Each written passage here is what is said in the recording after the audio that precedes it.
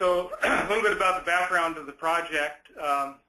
The objective was to develop a software tool that would be useful for utility planners and program managers, consultants and others to balance and integrate both the energy efficiency resource and photovoltaics, as well as demand response in new and existing homes, in supporting the state's effort to reach our 2020 V&E goal.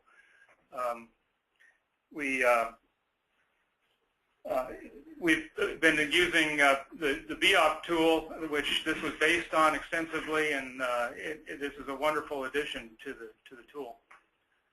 Next.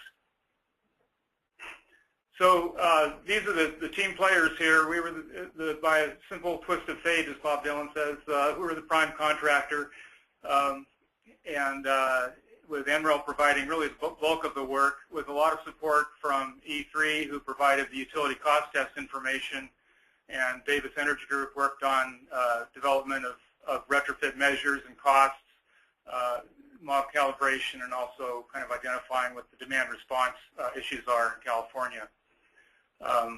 The related experience is noted on the right. NREL developed BEopt as a program to support the Building America program. They have, in addition to residential energy analysis experience, a really broad range of experience in countless areas. And they're also the Building America program manager and lead. Davis Energy Group, we've been involved in Building America program for about 12 years and are currently one of the 10 team leads, and through that are a heavy user of BEopt. We also have been involved with PG&E on assessment of projects and design of projects under their ZerNet Energy program, and also led the residential portion of the technical potential analysis that was completed for the CPUC. And E3 is well known in the state as being really the premier experts in energy economics, and developed the E3 calculator and standard practice manual expertise. Next slide. So here I turn it over to Craig. Yes. So good morning. This is Craig Christensen. And so I'll be presenting the next section.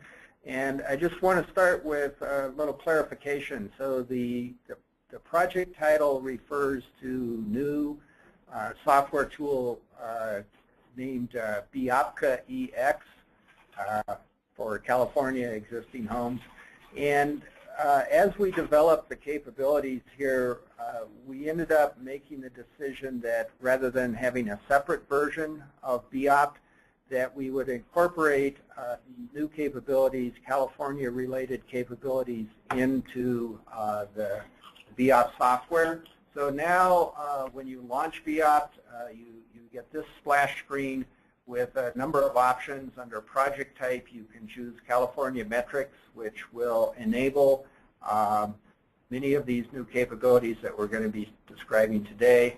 And also, now in BEopt, you can make a selection between application type for either new construction or retrofit. So this is sort of where the results of this CSI RD&D work have ended up in integrated into a single overall version of BEopt.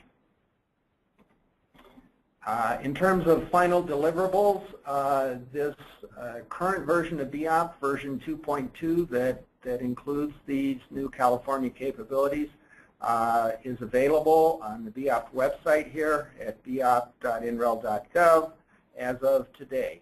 So you're welcome to go to the website and download this version and check out other aspects of information that's available on the website.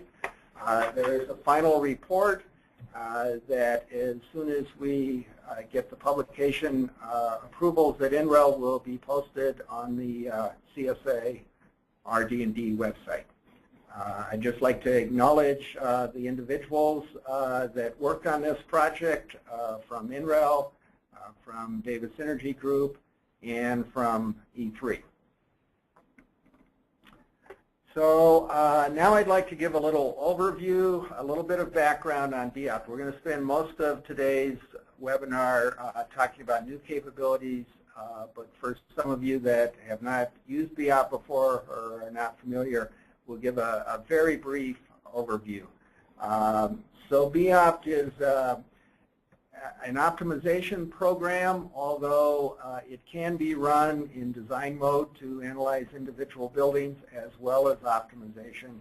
It's based on detailed hour-by-hour simulation, and we like to think that it's fairly straightforward and quick to use, but provides a wealth of information, and certainly the work that we're reporting on today enhances the output capabilities of BEopt. So it's as I mentioned, BEopt is sort of a meta program that uses an underlying simulation engine. This diagram is indicating Energy Plus. We also have a mode that uses DO2, and we're going to talk some today about the new California residential simulation engine. But most of what we're describing here is available with the current version of BEopt, running either Energy Plus or DO2, using TMY type weather files or energy in an Energy Plus weather format. And then BEopt is this meta program that controls the simulations, the building simulations that are done by the underlying simulation engine, such as Energy Plus. And there's two-way arrows here indicating that simulation results come to BEopt, and then in part of this search for cost-optimal designs, BEopt gets the results of simulations, makes some evaluation, and decides what building design should be simulated next to follow a cost-optimal path from the starting reference building to a Z&E design. There's a number of advantages in this detailed approach. The hour-by-hour simulations do all the heat transfer based on hourly annual weather. It counts for interactions between various efficiency measures such as window types and HVAC, so that things are assessed in the proper context. And we use discrete options. We're not doing something that results in an optimization that says a theoretical, say, wall construction with an R value of some arbitrary number, but rather there's a series of discrete wall constructions and options in various categories that for building components that are evaluated. As I mentioned, the optimal designs go all the way from a base case to zero net energy. We save results that are not specifically on the minimum cost curve, but are very near. Those are useful design alternatives. And there's a lot of built-in assumptions about occupancy and operating conditions. Currently, these are based on the U.S. DOE's Building America program. One thing that which are somewhat different than, for example, the Title 24 occupancy and operating assumptions. So BEopt has 3 basic input screens and 1 output screen. We try not to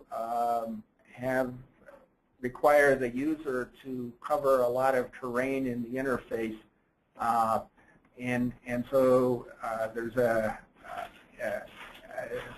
input screen for inputting the building geometry, and a basic one with site information. We'll be going over these in general today. And then the option screen is kind of the heart of selecting building components and energy conservation measures for consideration, either in single design buildings or in the process of optimization. And then finally, an output screen with a lot of flexibility of looking at the results that come from the simulations. So the input screen on the left-hand panel here, one draws floor plans at different levels. What's shown here is the foundation level, for example, and then you can draw a living space for first floor, second floor, draw attic spaces, and the result is as you draw, you instantly get a three-dimensional rendering of the building that corresponds with these floor plans. You can spin this around and see your building design from different perspectives. You can include neighboring buildings with similar geometry and user space specified spacing for purposes of calculating solar shading from the neighboring buildings. And so in a matter of a few minutes, say 3 or 4 minutes, if you're looking for a general building design with a certain number of stories, maybe a garage, but maybe a degree of detail. For example, in this case, a garage slab, a crawl space, a finished basement. Similar options are available in terms of ceiling height and roof types, etc. But and you get a square footage here, and if your objective is really to get not so much a specific building, but a general building, I would say 3 or 4 minutes, and you've described the building and ready to move on to the next screen. If you really want something with specific dimensions, and you take more care in the actual dimensions, then I would say 5 to 10 minutes to get the building input. And the advantage is it's detailed, and all of the interfaces between these various spaces are captured and translated into the inputs for the simulation engine accurately. So the second of the input screens is the site input, which covers a selection of the location or the weather for the simulation, financing, other economics, utility rates, incentives. So here we have general economics, financing up here. Now, the lower part of this screen has expanded quite a bit as a result of the CSI RD&D project, with a lot more detail about utility rates. We tend to focus on electricity, but there are, of course, rates for gas, oil, and propane if those were present. There's new information here about utility cost test inputs and incentives for PV and for efficiency and the demand response. We will be going over a lot of this information today that is now on the site screen. And the third input screen is where the building components are and efficiency measures are described. So there's a series of what we refer to categories. For example, wood stud walls would be this category, and for each category then there's a series of options that are listed and can be selected simply by clicking or dragging across a range of options here to be included in the simulations or the optimizations. And aside from the option name, there's a series of columns and more columns that actually go further off to the right that give information about the options. And you can actually select what information and what columns you want to show up. Also, the user can define their own options. BEopt ships with a number of built-in options, but if you have additional wall construction types or air conditioner types, depending on what category you're in, you can define your own options. There are also costs associated with each of these options. And so there's a range of categories. The scroll bar here would take you down to appliances, to space conditioning, air conditioners, heat pumps, furnaces, etc., water heating. as you scroll bar down. And everything is in this standard format that you click on a category, you see the options here, you click on the options that you'd like to have. This particular display is indicating multiple options under the wall category, and this would be, for example, if you wanted to do an optimization and ask the software to evaluate across these types of walls. If you just want to do an individual building simulation, then you would choose a particular wall construction to be present in the building that you want to simulate. So the standard framework here makes BEopt pretty easy to use. We use the same framework for things like heating and setting, heating set point, cooling set point, natural ventilation options. You click on these, you see the options over here with supporting information and characteristics. So then the resulting output, this is an example of output for an optimization. And in the upper left panel, we have a display that is showing results. This optimization and all these gray points.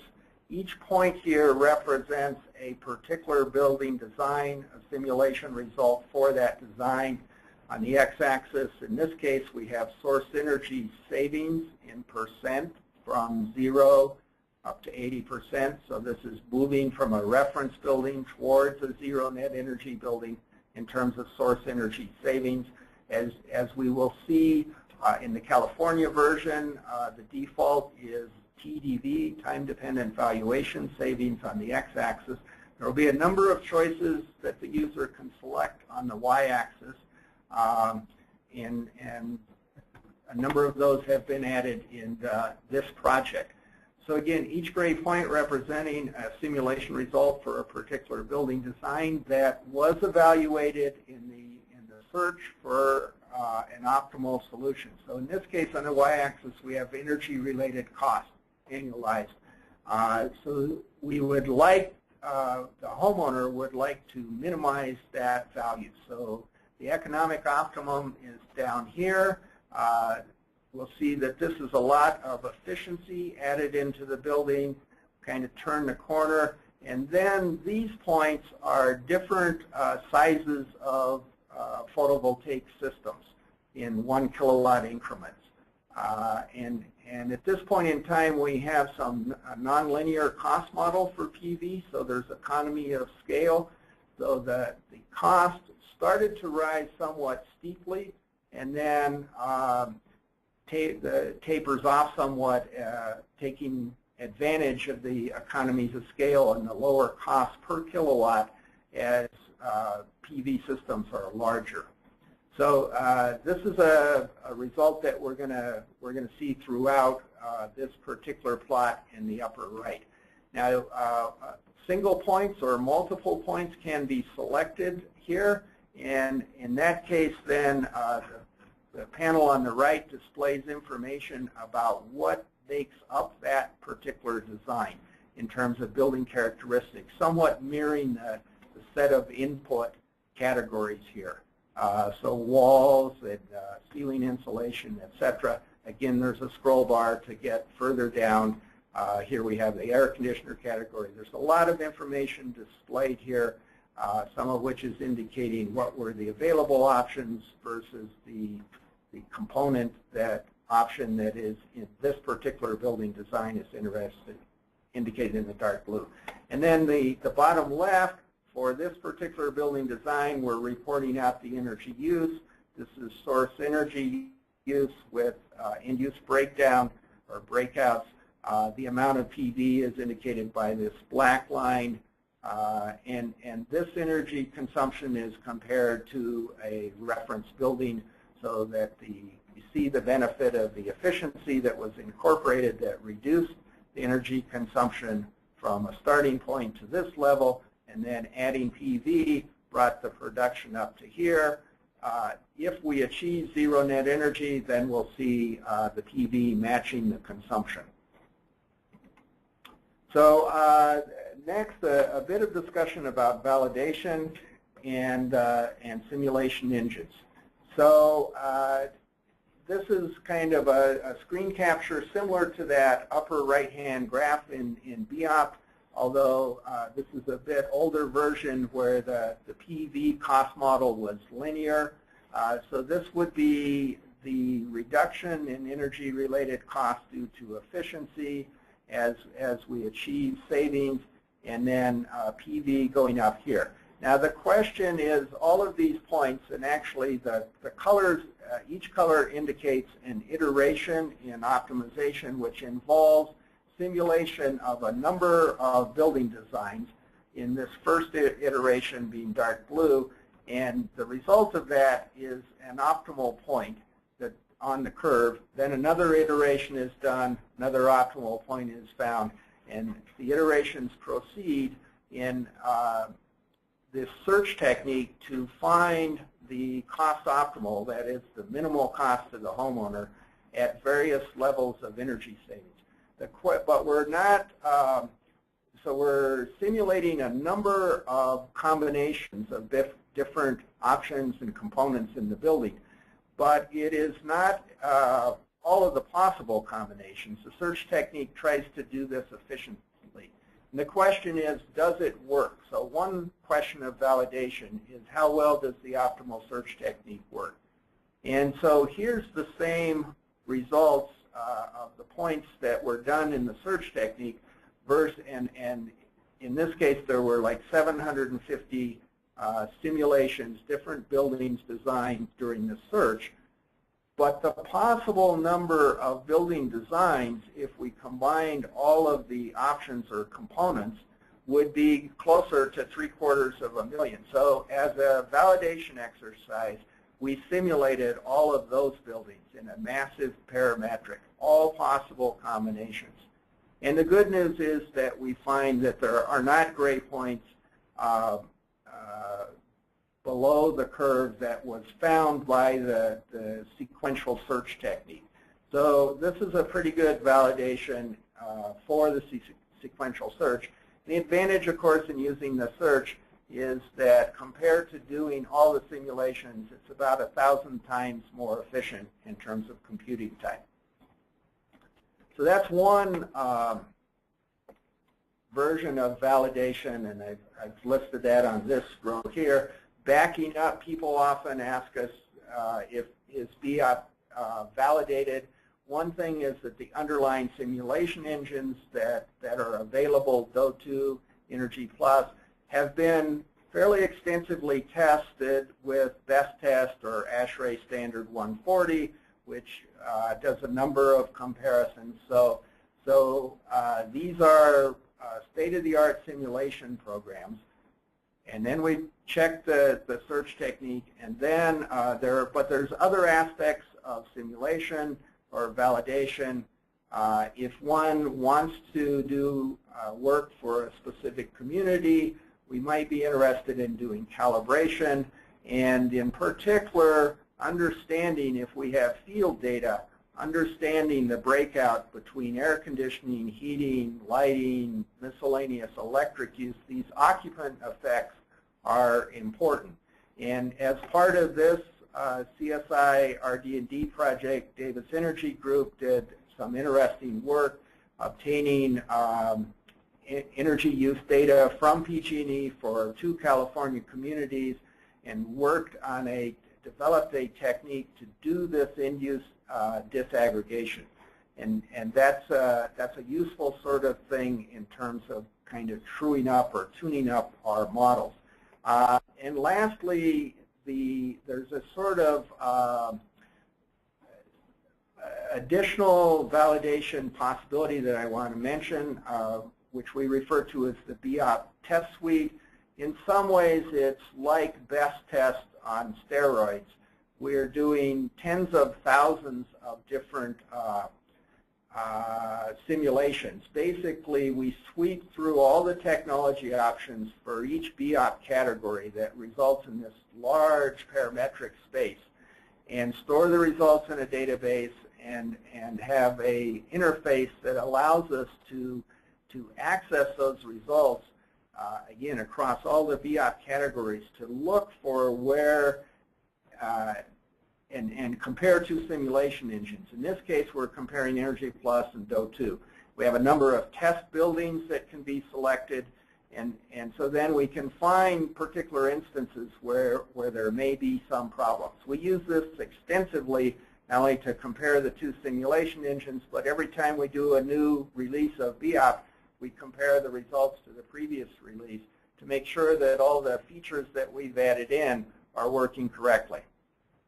So this brings up an interesting possibility and something that came up in the course of the project, and that is that there's now this new California simulation engine, CSE for short, that is under development as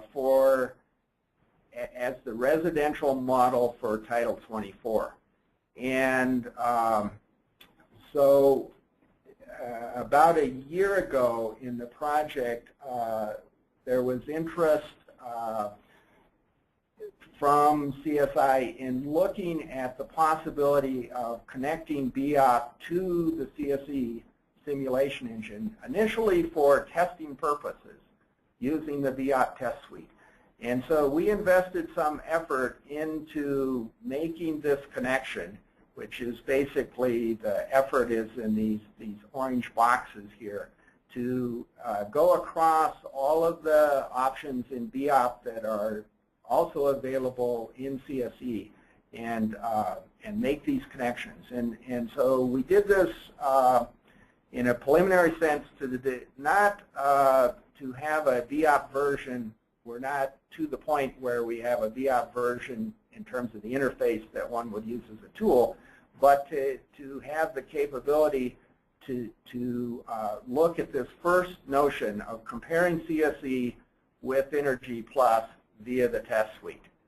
Now, there's the potential indicated by these sort of grayed out items that BEopt could make an interesting parametric capability that could be used in Title 24 development, and there's been some interest from CEC on that front, and potentially BEopt could be a front end for CSE-based Title 24 tool. This work is not part of the CSI project, and in fact, with the 2013 Title 24 standard activity, this is potential work at this point, not currently underway. And that also applies to actually exercising the testing for this. But with CSI funding, we did make a substantial effort and a start at making the connection between BEopt and CSE.